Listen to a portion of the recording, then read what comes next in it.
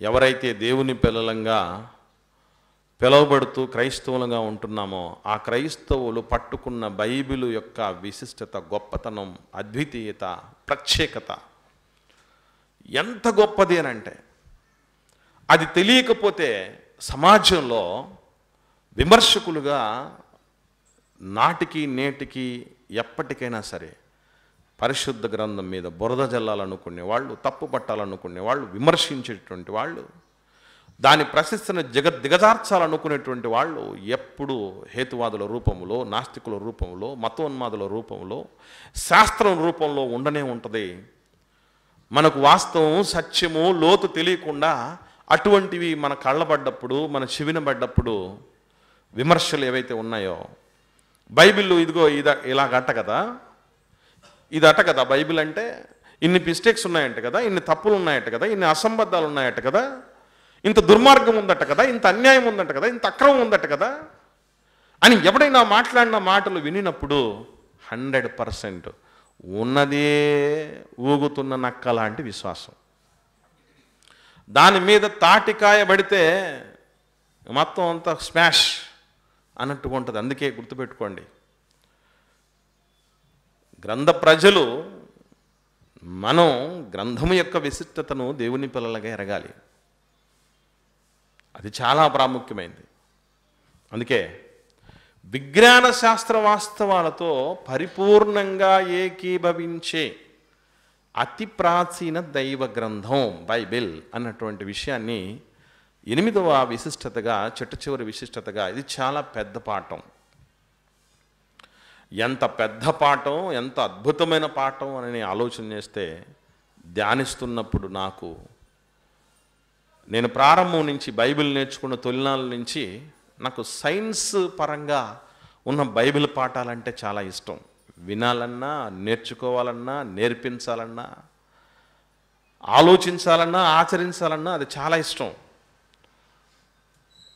దేవుడి కృపను బట్టి క్రైస్తవ బాధకులలో ఒక్కొక్కరికి ఒక్కొక్క ట్యాగ్ లైన్ ఉన్నట్టు నాకు కూడా ఒకనాటి కాలంలో చెప్పేవాళ్ళు, అన్న సైన్స్ మీరు బాగా చెప్తారని, బైబిల్లో ఉన్న సైన్స్ను జోడించి చక్కగా చెప్తారన్నటువంటి ఇది కూడా ఉంది. అది నాకున్న స్వయంకృతంగా, స్వతహాగా నాకున్న గొప్పతనం కాదు, కానీ దేవుడు మహాకృపను బట్టి వచ్చింది. మళ్ళీ చాలా కాలం తర్వాత ఇవి మాట్లాడుతున్నా. వాస్తవంగా ప్రపంచవ్యాప్తంగా సైన్స్కు ఉన్నటువంటి ఫాలోయింగు ప్రత్యేకంగా చెప్పనక్కర్లా. ఇది ఎంత గొప్పది అని అంటే, ప్రపంచంలో ఫలానా సిద్ధాంతం ఉన్నతమైంది, గొప్పది, ఫలానా విషయము, ఫలానా ఫార్ములా, ఫలానా మాట అన్నటువంటిది ఏదైతే లోకంలోకి వచ్చిందో వాటన్నిటినీ సైన్స్ యొక్క దృష్టిలోనికి తీసుకుని వచ్చి దానిలో బేరీజు వేసి ఇది నిజం, ఇది అబద్ధం, ఇది సత్యం, ఇది అసత్యం అని తేలగొట్టేసింది అనేకమైనటువంటి వాటిని. పుక్కిటి పురాణాలుగా అప్రమాణికంగా ఉన్నటువంటివి, సప్రమాణత లేనటువంటి వాటిని, శక్తి లేనటువంటి వాటిని, వాస్తవికత లేనటువంటి వాటిని, రుజువు లేనటువంటి వాటిని అస్సలు ఈ లోకంలోనే లేకుండా తేలగొట్టేసినటువంటి ఘనత సైన్స్ది. 9 గ్రహాలు ఉన్నాయి అని, దానికి ఆ గ్రహాలను శాంతిపరిస్తే మన జీవితాలు బాగుంటాయని చెప్పి నవగ్రహ పూజలు అనేది ఏర్పాటు చేసి వాటి గురించి ప్రదక్షిణలు చేస్తున్నటువంటి సమాజానికి గ్రహాలు ఉన్నది 9 కాదు అని చెప్పి, ఒక గ్రహానికి 9వ గ్రహాన్ని, ప్లూటో అనేటువంటి గ్రహానికి ఉన్నటువంటి లక్షణాలు లేవని తీసేసి ఇప్పుడు మరలా ఏం చెప్పింది అని అంటే, 2 కొత్త గ్రహాలు కనుక్కున్నాము, ఇప్పుడు ఉన్నవి అష్టగ్రహాలు కాదు, నవగ్రహాలు కాదు, దశగ్రహాలు అని. ఇంత మాత్రమే కాదు, ఏదైతే లోకం గట్టిగా నమ్మి భూమి బల్లపరుపుగా ఉంది అన్నటువంటి సిద్ధాంతాన్ని సైన్సే నిగ్గు తెలిసింది. కాదు అది గుండ్రముగా ఉంది అని. ఒకనాడు సైన్సే ఈ మాట చెప్పింది. ఎందుకంటే ఎంత దూరం మనం ప్రయాణం చేసినా ఎట్లుంటుందండి భూమి ఎలా అనిపిస్తుంది? ఎక్కడ కింద పడిపోయినట్టు అనిపిస్తుందా? ఏదో బాల్ నుంచి అట్లా జర్నీ చేస్తున్నప్పుడు వాటర్ డ్రాప్ను చూడండి, నీటి బిందువుని కాస్త కొంచెం వరకే ఫ్లాట్గా ఉంది, మళ్ళీ టపి మన కింద పడిపోతుంది. అట్లా ఏమన్నా పడ్డట్టు ఉంటుందా మనకి? ఎంత దూరం వెళ్ళినా భూమి మీద ఫ్లాట్గానే ఉంటుంది. అందుకే ఇది ఫ్లాట్గా ఉంది అని కొంతమంది, ఒకటి కాదు రెండు కాదు, ఎన్నెన్నో విషయాల్ని సైన్స్ నిగ్గు తెలిసింది. ఒకనాడు రక్తం అనేది ఒక చోట, ఒక కుంట, మనకు కుంట ఉంటుంది చూసారా, నీళ్ళ కుంట, ఆ కుంటలాగా ఒక ప్లేస్లో మాత్రమే ఉండేది అన్నటువంటి విషయం, అంటే రక్తం ప్రసరిస్తుంది అన్న విషయం కూడా తెలియదు. అది కూడా సైన్సే చెప్పింది ఫస్ట్. తర్వాత కాదు అంటే అర్థం ఏంటంటే మూఢ విశ్వాసాలు, అంధవిశ్వాసాలుగా రుజువు లేనటువంటి వాటిని తుత్తునీయలు చేయడంతో పాటు, చిత్తు చేయడంతో పాటు, తను ఏదైతే చెప్పిందో ఇది వరకు దాన్ని కూడా మళ్ళీ మాడిఫై చేసుకునేటటువంటి స్థాయికి ఎదిగింది సైన్స్. అద్భుతమైన ఆవిష్కరణలు చేసింది. అన్ని అంశాల్లో, అన్ని విషయాల్లో కూడా కొత్త పుంతలు తొక్కింది. ఇది ఎంతవరకు వెళ్ళింది అని అంటే, ఇప్పుడు ఈ మధ్యకాలంలో ఆపరేషన్ల గురించి చెప్తూ ఏమంటున్నారంటే, కోత కుట్లు లేని ఆపరేషన్లు చేస్తామంటున్నారు. విన్నారా? కోత కుట్లు లేకుండా. ఒకప్పుడు ఆపరేషన్ చేయటానికి భయపడేవాళ్ళు. ఎందుకనంటే రక్తం ధారాపాతంగా పోయేది, భయంకరమైన పెయిన్. ఆ పెయిన్ని ఏ విధంగా అధిగమించాలని చెప్పేసి మత్తు మందును కనుక్కొని, ఆ తదుపరి పెయిన్ ఒకటే కాదు, ఉన్నటువంటి ప్రాబ్లంని ఏ విధంగా క్లియర్ చేయాలన్నటువంటి పరిస్థితి. ఆపరేషన్, పిల్లలు లేకుండా ఆపరేషన్, లేకపోతే నొప్పులు రాకపోతే ఆడకూతురికి కడుపు కోసి తీసే ఆపరేషన్కి పేరేంటి? పెద్ద ఆపరేషన్. పెద్ద ఆపరేషన్. ఇప్పుడు పిల్లలు లేకుండా చేసేటువంటి ఆపరేషన్ లాంటిది కూడా చాలా సింపుల్గా చేస్తున్నారట, అద్భుతమైనటువంటి రీతిలో. ఇంకొక ఫ్యూచర్లో మీకు ముఖ్యంగా సహోదరి మనులకు ఒక గుడ్ న్యూస్ ఏంటంటే, ఫ్యూచర్లో వంటలు చేసే పరిస్థితులు కూడా రాకపోవచ్చట. ఉదయం టిఫిన్ ఒక ట్యాబ్లెట్, మీకు ఏ ఫ్లేవర్లో కావాలంటే ఆ ఫ్లేవర్లో ట్యాబ్లెట్ వేసుకోగానే ఫ్లేవర్ తెలిసిపోద్దట. ఫర్ ఎగ్జాంపుల్, ఇడ్లీ తినాలి, ఇడ్లీ ట్యాబ్లెట్. అది కూడా మరలా ఏంటి కాంబినేషన్, సాంబార్ ఇడ్లీనా, చట్నీ ఇడ్లీనా, లేదా చట్నీ కారం కలిపిన ఇడ్లీనా, రవ్వ ఇడ్లీనా, బియ్యం ఇడ్లీనా, ప్రతి దానికి వస్తాయట. మధ్యాహ్నం బిర్యానీ తినాలి, biryani tablet. Mutton biryani tablet వేసుకోగానే ఇక ముక్కలు నవిలినట్టే, ఆ మాంసం ఎట్లా టేస్ట్ ఉంటుందో అట్లా ఉన్నట్టే అట్లా వచ్చేస్తాయట. ఇలా అనేక రకాలైనటువంటి ఇండివిజువల్ ఫ్లైట్స్ రాబోతున్నాయట. ఇండివిజువల్ ఫ్లైట్స్ అంటే ఒకడు రెక్కలు లాగా కట్టేసుకొని వెళ్ళిపోవచ్చు, భూమి మీద ఎక్కువ ట్రాఫిక్ అయిపోద్దని. ఫ్యూచర్లో ఇండివిజువల్ ఫ్లైట్స్ రాబోతున్నాయట. ఒక్కడే పోవచ్చు, పెద్ద ఫ్లైట్లే ఉండక్కర్లా, ఒక్కడే పోవచ్చట. ప్యాకింగ్ కూడా అనుగుణంగా ఉండేటటువంటి ఫ్రూట్స్. ఇప్పుడు మనకు పుచ్చకాయలు ఉన్నాయనుకోండి, ఏ షేప్లో ఉంటాయి? వాటర్ మిలన్ ఉంది కదా, వాటర్ మిలన్ కానీ మస్క్ మిలన్ అంటే మనకు దోసకాయ అంటారే, అవి రౌండ్ షేప్లో ఉంటాయి. ఇవి ప్యాకింగ్ వల్ల ఎక్కువగా గ్యాప్లు వచ్చేసి సరిగా ఉండట్లేదట. అందుకే స్క్వైర్ షేప్లో కావాలంటే స్క్వైర్ షేప్లో, రెక్టాంగిల్ షేప్లో కావాలంటే రెక్టాంగిల్ షేప్లో, ఏ షేప్లో కావాలంటే ఆ షేప్లో కూడా ఫ్రూట్స్ను పండించబోతున్నారట. ఇట్లా ఒకటి కాదు రెండు కాదు, చాలా చాలా చాలా విషయాలు నేర్పిస్తారట. ఇప్పుడు మనం ఆకాశానికి వెళ్ళి చాలామంది, అందరికీ స్వప్నం ఏంటంటే, చాలామంది రూమ్లలో కూడా ఏం చేస్తారంటే ఒక మినీ గెలాక్సీ లాగా నక్షత్రాలు, చుక్కలు అవి ఉన్నట్టుగా ఆ రేడియం లాగా చేసుకుంటారు చూసారా. ఎప్పటికైనా అక్కడికి వెళ్ళాలని అటువంటి అనుభూతి కలగాలని అనుకుంటూ ఉంటారు చూసారా. అలాంటిది కూడా దగ్గరగా పోయినట్టు సిమ్యులేషన్స్ అంటారు వాటిని, అలాంటివి కూడా చేయబోతున్నారట ఫ్యూచర్లో. ఇలా ఒకటి కాదు రెండు కాదు, బట్టలు ఉతికేటువంటి పరిస్థితి కూడా లేకపోవచ్చట. వన్స్ ఒక్కసారి బట్టలు వేసుకుంటే దాదాపు కొన్ని సంవత్సరాల వరకు వాటిని విప్పాల్సిన పని లేదు, ఒకవేళ విప్పినా కూడా ఉతకాల్సిన పని లేదంట. అలాంటివి వస్తున్నాయి టెక్నాలజీలు. అంటే సైన్స్కు ఉన్నటువంటి గొప్పతనం అది. ఒకనాడు కాశీకి పోయినవాడు కాటికి పోయినోడు ఒకటే అన్నటువంటి మాట చెప్పారు. అంటే ఒక్కసారి నేను కాశీకి వెళ్తున్నాను అంటే అర్థం ఏంటంటే అంటే నేను చచ్చిపోబోతున్నాను. ఎందుకు ఆ మాట చెప్పారు అంటే అప్పుడు ట్రాన్స్పోర్ట్స్ లేవు. ఇప్పుడున్నటువంటి విరివిగా ఉన్నటువంటి రోడ్డు మార్గాలు, రైలు మార్గాలు, సముద్ర మార్గాలు, వాయు మార్గాలు, ఏ మార్గం లేదు. ఒకటే మార్గం, మరణ మార్గం. ముఖ్యంగా కాశీ అంటే ముఖ్యంగా ఆంధ్ర నుంచి చాలా దూరం, 100 కిలోమీటర్ల దూరం ఉంది. అది 1000 కిలోమీటర్ల దూరం ఉంది. ఎక్కడో ఉత్తరప్రదేశ్లో ఉండేది. అంత దూరం పోతున్నప్పుడు మార్గమధ్యంలో జంతువులు, అసలు సరిగా దారి దోపిడీ చేసేటటువంటి వాళ్ళు, సరిగా మార్గం లేనటువంటి వాళ్ళు, విషక్రిములు, ఎన్నో ప్రమాదాలు. కాబట్టి కాశీకి పోతే కాటికి పోయినట్టండి. ఇప్పుడు ఉందా? కాశీకి కాదు, కాలిఫోర్నియా కూడా పోయొస్తాం సింపుల్గా, గంటల్లోనే వెళ్ళొచ్చే పరిస్థితి. దేనివల్ల సాధ్యమైందంటే సైన్స్ అండ్ టెక్నాలజీ వల్ల సాధ్యమైంది.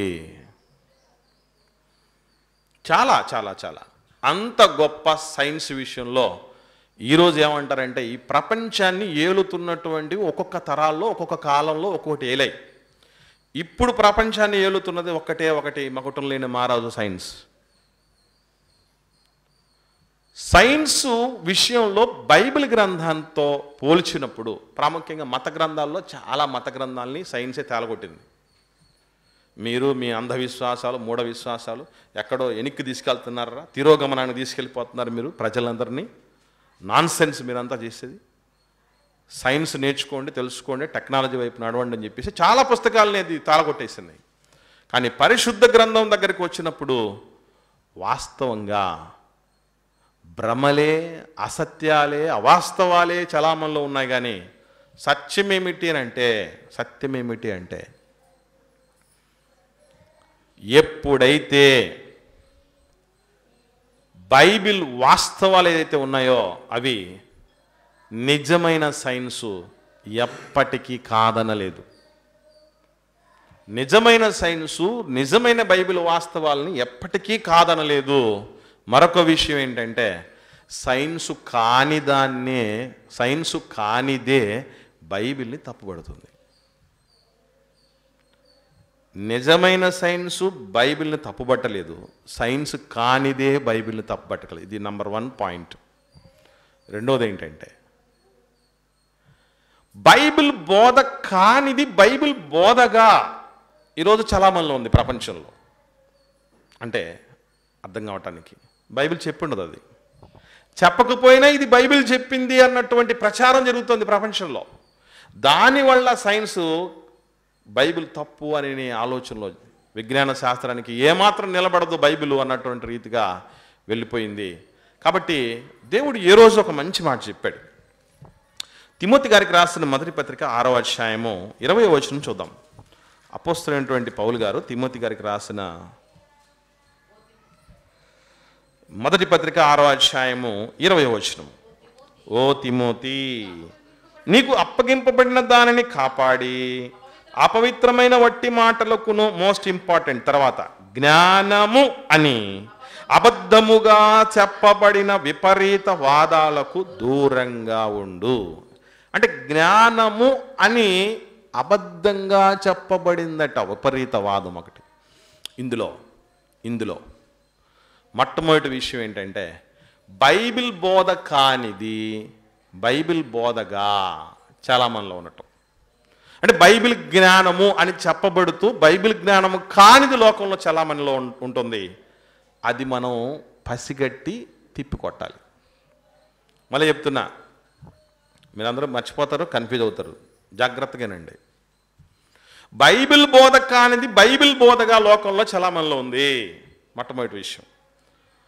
రెండో విషయం ఏంటంటే సైన్స్ కానిది సైన్స్గా చాలామందిలో ఉంది. బైబిల్ బోధ కానిది బైబిల్ బోధగా చాలామందిలో ఉంది, సైన్స్ కానిది సైన్స్ బోధగా చాలామందిలో ఉంది. ఇవి రెండు అర్థం కావటానికి 2 ఉదాహరణలు మీ ముందు ఉంచుతాం. జాగ్రత్తగా ఆలోచిస్తూ ముందుకు సాగండి. మొట్టమొదటిది, బైబిల్ బోధ కానిది బైబిల్ బోధగా చెప్పబడింది ఏంటి అనేది ఆలోచన చేస్తే, ఇప్పటికీ ప్రపంచంలో అందరూ హేతువాదులు, నాస్తికులు అందరూ కూడా, ఈ మానవతావాదులు అందరూ కూడా ఒకదాన్ని ఎత్తి చూపిస్తూ ఉంటారు. మరి ముఖ్యంగా బైబిల్ గ్రంథం పాయింట్ ఆఫ్ వ్యూలో మాట్లాడుతున్నా, క్రైస్తవ్యం పాయింట్ ఆఫ్ వ్యూలో చెప్తున్నా, బైబిల్ దేవుడి విషయంలో చెప్తున్నాను. ఒకసారి ఇంటర్వ్యూ న్యూస్ ఛానల్స్లలో బాబు గోగినేని అనేటువంటి ఒక మానవతావాది, కొంతమంది చూసి ఉంటారు మీరు, అతడు ఒక టైటిల్తో ఇంటర్వ్యూ ఇచ్చాడు. టైటిల్ పేరు ఏం పేరు అంటే కొవ్వెక్కిన మతం. కొవ్వెక్కిన మతం పేరు. ఇందులో ఆయన చాలా మత గ్రంథాలన్నింటినీ కూడా, మత విశ్వాసాలన్నింటినీ కూడా ఎండగడుతూ బైబిల్ దగ్గర కూడా వచ్చి ఏమంటున్నాడంటే, ప్రపంచంలో ప్రఖ్యాతిగాంచిన గొప్ప వాళ్ళైనటువంటి శాస్త్రవేత్తలను పొట్టన పెట్టుకున్నది బైబిల్ కాదా? ఇందులో భాగంగా మనకు కూడా తెలియని చాలా విషయాలు ఉన్నాయి, అవి మనం ఆలోచన చేద్దాం. సో ఎంతమందిని పట్టణ పెట్టుకున్నది క్రైస్తవం గొప్ప శాస్త్రవేత్తల్ని ఆలోచన చేస్తే, మొట్టమొదటిసారిగా సూర్యకేంద్రక సిద్ధాంతం అనేది ఒకదాన్ని ప్రవేశపెట్టడం జరిగింది ఒక శాస్త్రవేత్త. ఆయన పేరు నికోలస్ కోపర్నికస్. సూర్యకేంద్రక సిద్ధాంతం, దీన్ని ఆంగ్లంలో ఏమంటారంటే హీలియోసెంట్రిక్ థియరీ అంటారు. Heliocentric theory. ఇది వచ్చేంత వరకు మరొక థియరీ చలామణిలో ఉండేది, ప్రాచుర్యంలో ఉండేది, నమ్మబడుతూ ఉండేది. ఆ థియరీ పేరే జియోసెంట్రిక్ థియరీ, అంటే భూకేంద్రక సిద్ధాంతం. దీన్ని టాలమీ అనేటటువంటి శాస్త్రవేత్త, గ్రీకు శాస్త్రవేత్త ప్రవేశపెట్టడం జరిగింది క్రీస్తుపూర్వం 4వ శతాబ్ద కాలంలో. దీని ప్రకారం అంటే జియోసెంట్రిక్ థియరీ, భూకేంద్రక సిద్ధాంతం అంటే అర్థం ఏంటంటే, ఈ విశ్వానికి అంతటికీ కూడా భూమి కేంద్ర స్థానంలో ఉంది. భూమి చుట్టూ ప్రపంచంలో విశ్వంలో ఉన్నటువంటి ప్రతిదీ తిరుగుతూనే ఉన్నాయి అని చెబుతుంది జియోసెంట్రిక్ థియరీ, అనగా భూకేంద్రక సిద్ధాంతం. ఆయన సైంటిస్టే, ఆయన శాస్త్రవేత్తే, మాంత్రికుడు కాదాయన, తాయతులు కట్టాయన కాదాయన. ఆయన ప్రపంచ ప్రఖ్యాతిగాంచినటువంటి మేధావి. ఆయన చెప్పిన దాన్ని నిజమని నమ్మింది ఎప్పుడు అంటే 15వ శతాబ్దంగా సుమారుగా ఆ సమయంలో వచ్చాడు నికోలస్ కోపర్నికస్. ఆయన ఈ సిద్ధాంతం చెప్పేంత వరకు అదే చలామణిలో ఉంది, దాదాపు 1900 సంవత్సరాలు. ఇక్కడ మనం గమనించగలిగితే ప్రియులరా, ఒక సత్యం తెలుసుకోవాలి. అదేంటంటే, ఈ నికోలస్ కోపర్నికస్ గారు వచ్చిన తర్వాత ఈయన స్థాపించింది, నిరూపించింది ఏంటంటే, ఈ విశ్వానికి అంతట్లో భూమి కేంద్ర స్థానంలో లేదు, సూర్యుడి కేంద్ర స్థానంలో ఉన్నాడు. సూర్యుడి చుట్టూ భూమి, దాంతోపాటు మరికొన్ని గ్రహాలు కూడా తిరుగుతూ ఉన్నాయి అనే సిద్ధాంతాన్ని ప్రవేశపెడితే, అప్పుడు క్రైస్తవ మత పెద్దలుగా ఆనాటి కాలానికి చలామణిలో ఉన్నటువంటి వాళ్ళు రోమన్ క్యాథలిక్లు ఆనాడే కాదు, ఇప్పటి వరకు కూడా క్రైస్తవంలో 2 విభాగాలు ఉంటాయి ఎప్పుడు, క్యాథలిక్స్, నాన్ క్యాథలిక్స్. నాన్ క్యాథలిక్స్కి ఉన్న పేరేంటంటే ప్రొటెస్టెంట్స్. ప్రొటెస్ట్ అంటేనే వ్యతిరేకించటం, విభేదించటం అని అర్థం. ఎవరి నుంచి విభేదించారు, ఎవరిని వ్యతిరేకించారు అంటే క్యాథలిక్కుల సిద్ధాంతాలను వ్యతిరేకించి పక్కకు వచ్చినటువంటి వాళ్ళు అని. ఈరోజు మనకు ఉభయ తెలుగు రాష్ట్రాల్లో ఎక్కువ ఉన్న వాళ్ళు మాత్రం ప్రొటెస్టెంట్లే. ప్రపంచవ్యాప్తంగా చూసుకున్నప్పుడు ఎక్కువ మంది ఎవరున్నారు అంటే క్యాథలిక్లు ఉన్నారు. సో ఇది ప్రపంచవ్యాప్తంగా ఉన్న ఇష్యూ కనుక నాటికి నేటికి మెజారిటీ ఉన్నటువంటి వాళ్ళు క్యాథలిక్సే. ఈ క్యాథలిక్ పెద్దలు చెప్పిన మాట మనోడు కూడా, ఆయన కూడా ఎవరంటే నికోలస్ నీకోలాసు అని రాయబడిందే. యూద మత ప్రవిష్టుడైనటువంటి నీకోలాస్ అని ఆత్మతోనూ శక్తితోనూ నింపబడిన 7 మందిని బల్ల యొద్ద పరిచర్య చేయడానికి ఏర్పాటు చేసుకుంటారు చూసారా అపొస్తలుల కార్యం 6వ అధ్యాయంలో. ఆ 7 మందిలో ఒక్కడు నికోలాస్. అంటే ఇప్పుడు చెప్తున్న ఈ నికోలాస్ కోపర్నికస్ కాదు, అంటే క్రిస్టియన్ నేమే ఇది అని చెప్పడానికి చెప్తున్నా. ఆనాడు నికోలాస్ అని చెప్పినటువంటి వ్యక్తి పేరే పెట్టుకున్న సాటి క్రైస్తవుడే ఇతడు కూడా, నికోలాస్ కోపర్నికస్ అనే. వీళ్ళు ఈ క్యాథలిక్ పెద్దలు చెప్పినటువంటి మాట ఏంటంటే, ఒరే నువ్వు బైబిల్ని విశ్వసిస్తూ క్రైస్తవుడిగా ఉంటూ దేవుడు బైబిల్లో చెప్పిన దానికి వ్యతిరేకమైన సిద్ధాంతాన్ని చెప్తావా? దేవుడు ఏం చెప్పాడు? భూమి కదులుతుందని చెప్పాడా? తిరుగుతుందని చెప్పాడా? లేదే. ఏమని చెప్పాడు? ఒకసారి చూద్దాం. అంటే వీళ్ళు ఎందుకు అలాంటి పరిస్థితికి రావటం జరిగింది అనేటువంటి విషయాన్ని మనం జాగ్రత్తగా పరిశీలన చేయాలి. ఏమండి చూద్దాం. కీర్తనల గ్రంథం 104వ కీర్తన 5వ వచనంలో ఏమనుందండి? భూమి ఎన్నటికి కదలకుండునట్లు ఆయన దాన్ని పునాదుల మీద స్థిరపరచాడు అనుంది కదా. దేవుడు ఎన్నటికీ భూమి కదలకుండా పునాదుల మీద స్థిరపరిచాడు అని ఉందట. ఉందా లేదా? దీన్నే మన వాళ్ళు ఏం చేశారు? రోమన్ క్యాథలిక్ పెద్దలు బైబిల్లో ఉంది కదా, నువ్వు చూడలేదా? నీ కళ్ళేమన్నా కాకులు ఎత్తుకుపోయాయా? కీర్తన గ్రంథంలో దేవుడు భూమి అన్నటికీ కదలకున్నట్లు అంటే భూమి సూర్యుడు చుట్టూ తిరుగుతుందని చెప్తారా నువ్వు? ఈ మాటలు నువ్వు లోకానికి తీసుకెళ్ళిపోతే ఎవడన్నా బైబిల్ నమ్ముతాడా? దేవుని నమ్ముతాడా? ఒరే ఇంట్లో వాడివే నువ్వు కన్ను పొడుస్తున్నావేంట్రా బాబు, సొంతోడు వేయండి.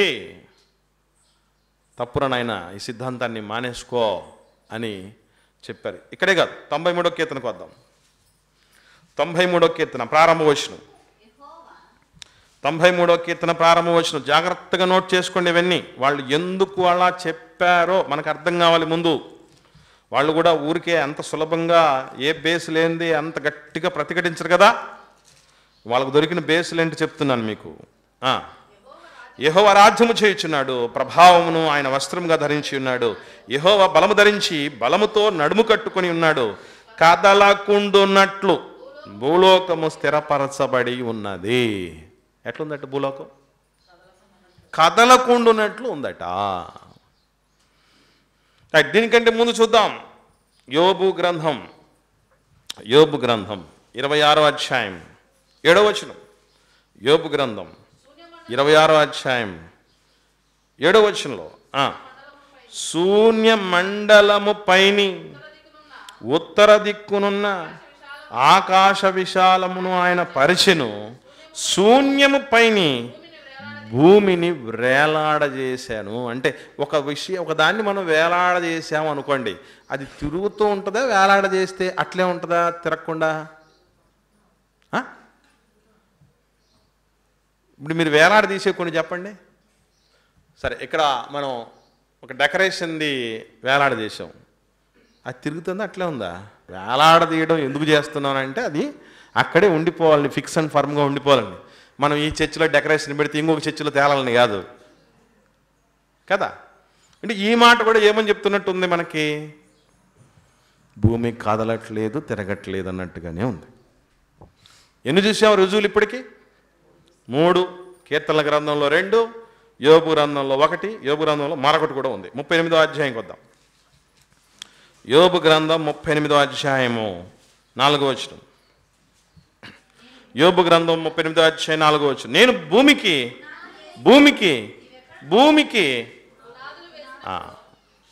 భూమికి ఏమున్నాయట? పునాది వేశారంటే అది తిరగడానికా తిరగకుండా అట్లే ఉండడానికా?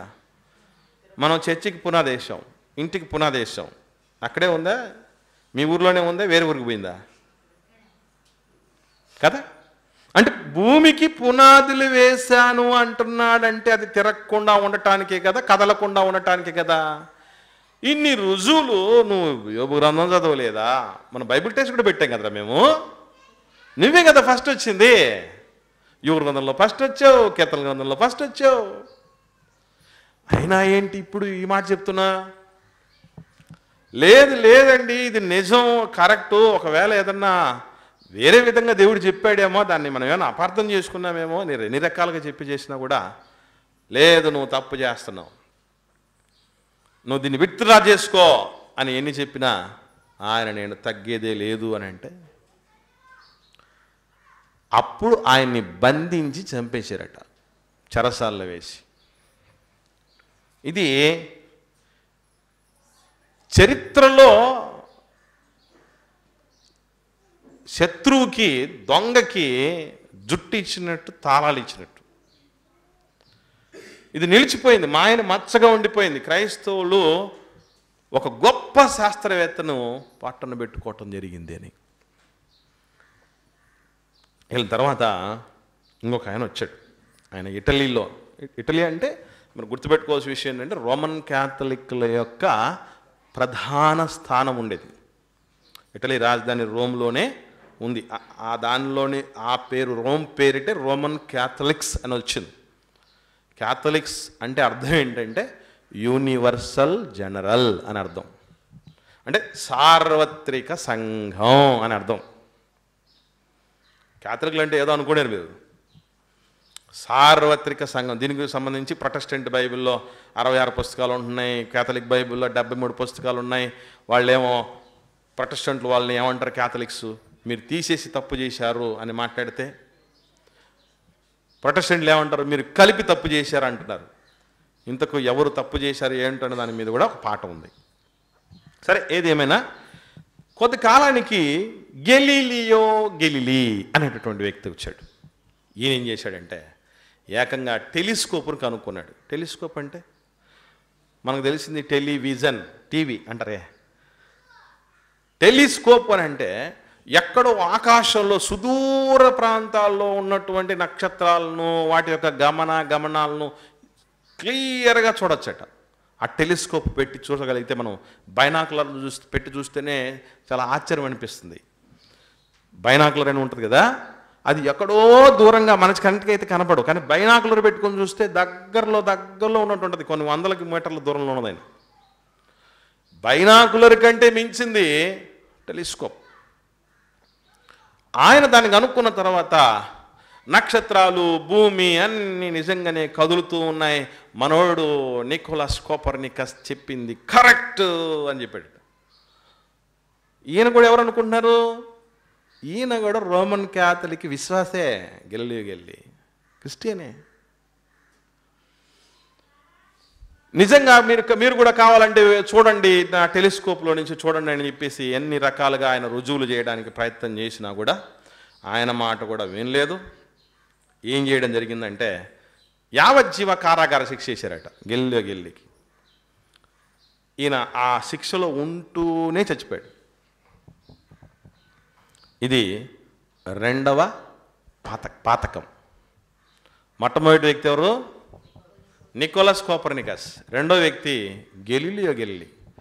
మూడో వ్యక్తి వచ్చాడు, అతని పేరు గియోర్డినో బ్రూనో అనే పేరు వింటారు.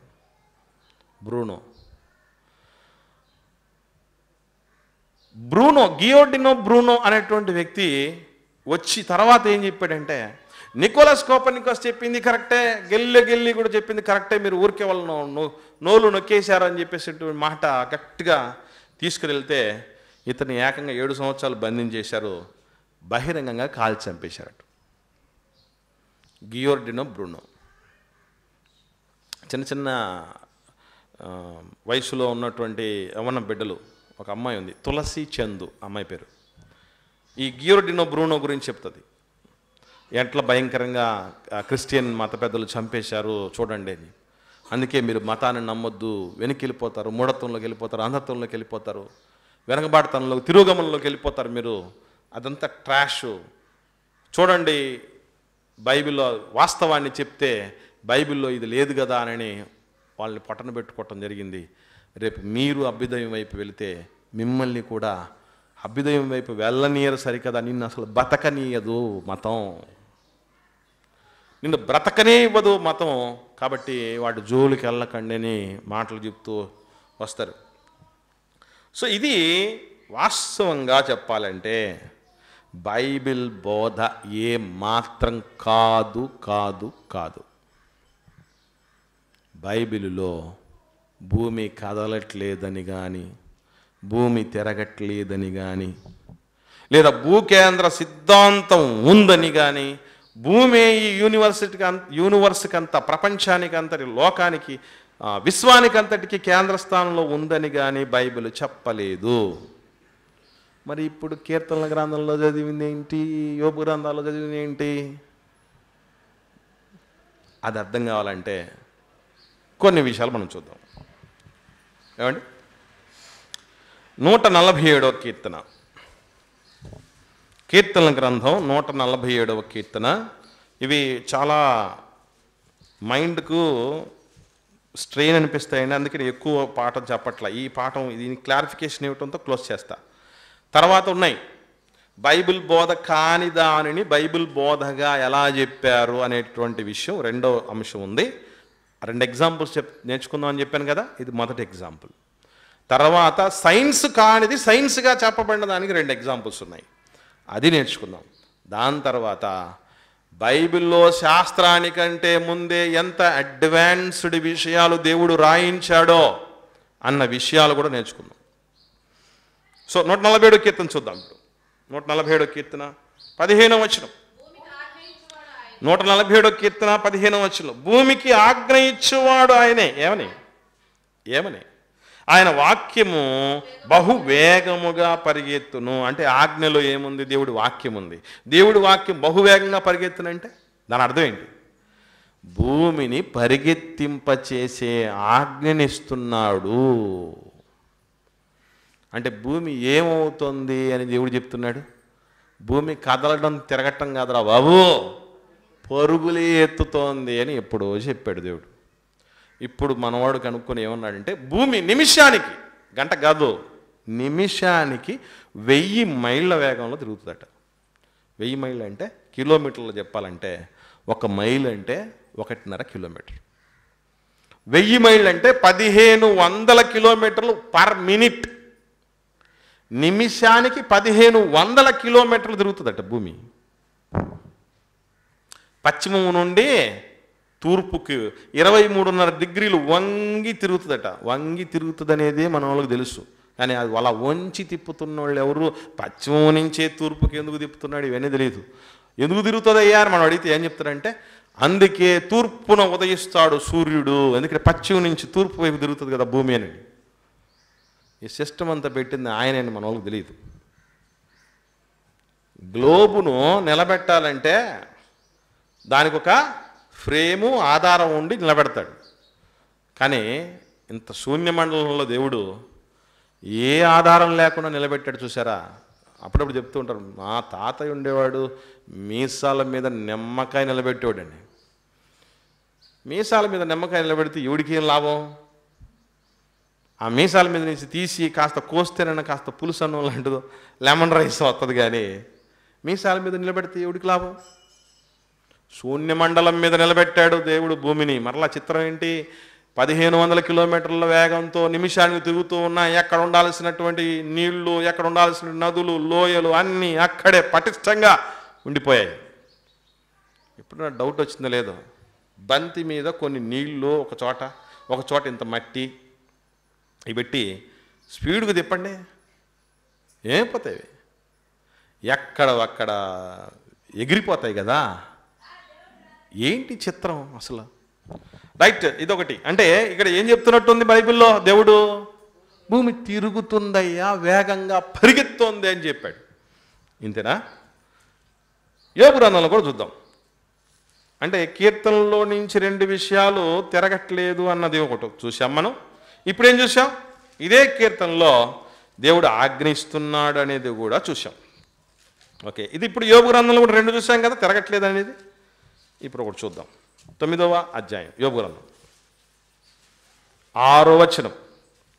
యోబు గ్రంథం 9వ అధ్యాయం 6వ వచనం.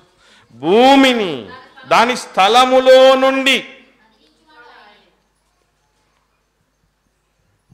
ఎంతగా కదిలిస్తాడట?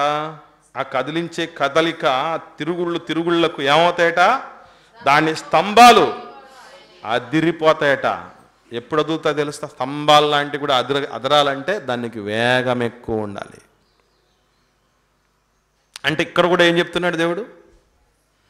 భూమిని నేను కదిలిస్తున్నాను, తిప్పుతున్నాననే చెప్పాడు. ఎంత బాగానే ఉంది బ్రదరు. ఆ రెండు ఉన్నాయే కీర్తనలో, ఆ యోబులు రెండు ఉన్నాయే, తిరగట్లేదు కదలట్లేదు అనేది, దానికి కావాలి మాకు ఆన్సర్. ఓకే, మనం ఏం చూసాం 104వ కీర్తనలో? ఇప్పుడు చూద్దాం, మళ్ళీ వద్దాం. ఇప్పుడు కీర్తనల దగ్గర నుంచి యోబు గ్రంథంలో నుంచి చూద్దాం. 104వ కీర్తనలో ఏం చూసామండి?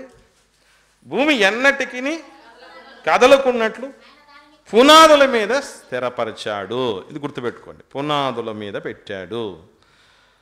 93వ కీర్తనలో ఏం చూసాం మనం? కదలకుండునట్లు భూలోకం స్థిరపరచబడి ఉన్నది. పునాదులు ఉన్నాయి, స్థిరపరచబడి ఉంది. ఇవి రెండు కీర్తనలో ఉన్నాయి. యోబులో ఏం చూసాం? వేలాడదీశాడు అనే మాట 26వ అధ్యాయం 7వ వచనంలో చూసాం యోబు గ్రంథంలో. తర్వాత 38వ అధ్యాయం యోబు గ్రంథం 4వ వచనంలో ఏం చూసాం? భూమికి పునాది ఉంది అని చూసాం. దీన్ని బట్టే మన వాళ్ళు ఏమనుకున్నారు? సార్వత్రిక సంఘ సభ్యులు, రోమన్ క్యాథలిక్స్, తెలుగు వాళ్ళలో ఏమని పిలుచుకుంటారంటే చాలా గౌరవంగా పిలుస్తారు, శ్రీ సభ అంటారు దాన్ని.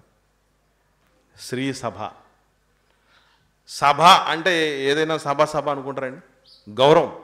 శ్రీ సభ అని మంచిదే, కానీ గుర్తుపెట్టుకోవాల్సిన విషయం ఏంటంటే, ఎప్పుడైతే బైబిల్ బోధ కానిది బైబిల్ బోధ అనుకొని ఉంటామో అది లోకానికి చెప్తామో జరిగే ప్రమాదం ఇది. చాలామంది చెప్తూ ఉంటారు, వంట చెడిపోతే పర్లేదు మళ్ళీ చేసుకోవచ్చు అని, పంట చెడిపోతే పర్లేదు ఇంకో పంట వేసుకోవచ్చు, జంట చెడిపోతే చాలా కష్టం అంటారు. దీనికంటే ప్రమాదం ఏంటో తెలుసా? వాక్యము కలిపి చెరపకూడదు. అది చెడిపోతే చాలా ప్రమాదం. ఎందుకంటే ఆత్మలు జీవింపజేసే ఆత్మలకే ఆహారం అది. అది కలుషితమైతే ఇదిగో ఇలాంటి ప్రమాదాలు. ఒక కొపర్నికస్ని, ఒక గెలీలియోని, ఒక గియోర్డెను బ్రూనో లాంటి వాళ్ళని పట్టణ పెట్టుకునే పరిస్థితులు వస్తాయి. అసలు స్థిరపరచటం అంటే ఏంటి, పునాదేయటం అంటే ఏంటి, కదలకుండా పెట్టడం అంటే అర్థం ఏంటి అనే ఆలోచన చేయగలిగితే దాని అర్థం దేవుడు ఆకాశ వస్తువులకి కొన్ని కక్షలు ఏర్పరచాడు.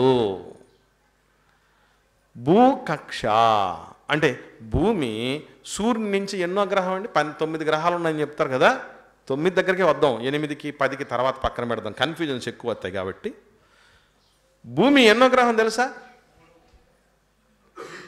3వ గ్రహం.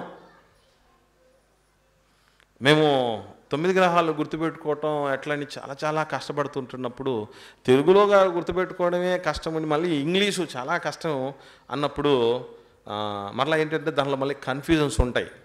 మార్స్, మెర్క్యూరీ అని రెండు మార్సు ఏది మెర్క్యూరీ అనేటువంటి పరిస్థితులు ఉంటాయి ఆ గ్రహాల పేర్లు.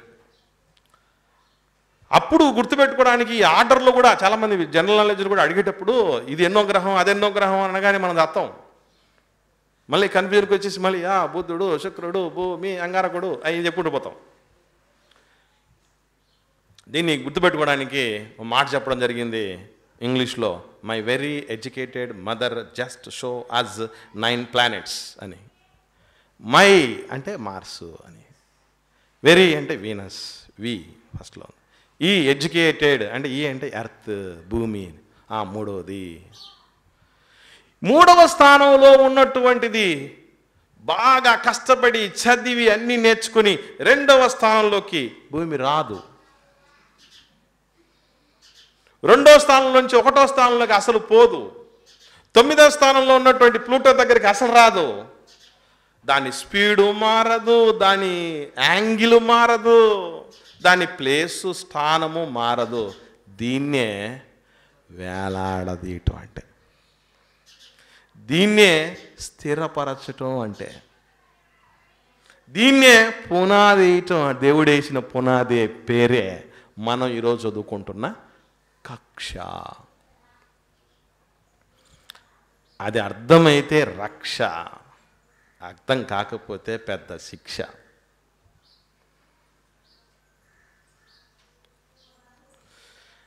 అంటే ఈ రోమన్ క్యాథలిక్ పెద్దలు చేసినటువంటి పరిస్థితి పొరపాటు ఏంటయ్యానంటే, ఈరోజు క్షయమైన ఆహారం కోసం అందరూ కష్టపడుతున్నట్టు వాళ్ళు కష్టపడి ఉంటారు. అక్షయమైన ఆహారం కోసం కష్టపడిన పరిస్థితులు వాళ్ళకి అప్పటి నుంచి ఉండుంటే, లేఖనముల యందు నిత్య జీవము కలదని తలంచుచు వాటిని పరిశోధించగలిగి ఉండి ఉంటే, లేఖనాలు కానీ దేవుని శక్తిని కానీ అపార్థం చేసుకుంటే మీరు పొరబడతారని యేసుప్రభు చెప్పిన హెచ్చరికను ఖాతరు చేసి ఉంటే, ఈరోజు ఇటువంటి శాస్త్రవేత్తలను పొట్టను పెట్టుకునే వాళ్ళం కాదు.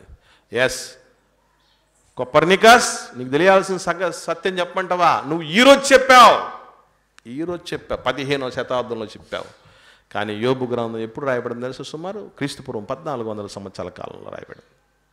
అంటే నీకంటే ముందు దాదాపు 2900 సంవత్సరాల క్రితమే మన గ్రంథం చెప్పింది, బైబిల్ చెప్పింది. చెప్పు ప్రపంచానికి కొపర్నికస్, నేను నమ్మిన గ్రంథం చాలా గొప్పదని చెప్పు.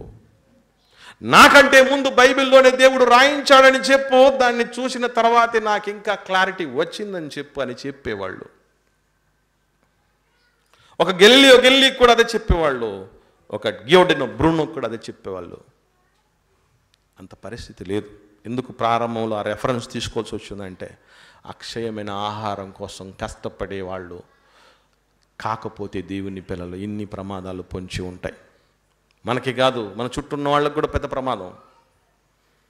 అందుకే దేవుడి యొక్క ఆశ ఏంటంటే, కుమారుడా నువ్వు జ్ఞానం తెచ్చుకుంటే నాకు సంతోషం రా అంటాడు. నువ్వు జ్ఞానంలో ఎదిగితే నాకు సంతోషం బిడ్డ అంటాడు దేవుడు. ఇన్ని సంతోషాలు ఇచ్చినటువంటి దేవుడిని సంతోషపెట్టే పనులు దేవుని పిల్లలు లేకుండా పోవటం ఎంత ప్రమాదకరం, ఎంత బాధాకరమైన విషయం గమనించండి ప్రియులారా. కాబట్టి బైబిల్ బోధ కానిది బైబిల్ బోధగా ఈరోజు చలామణిలో ఉన్నది అన్నప్పుడు చెప్పడంలో ఒకే ఒక ఉదాహరణ ఇప్పటివరకు చూసాం మనం.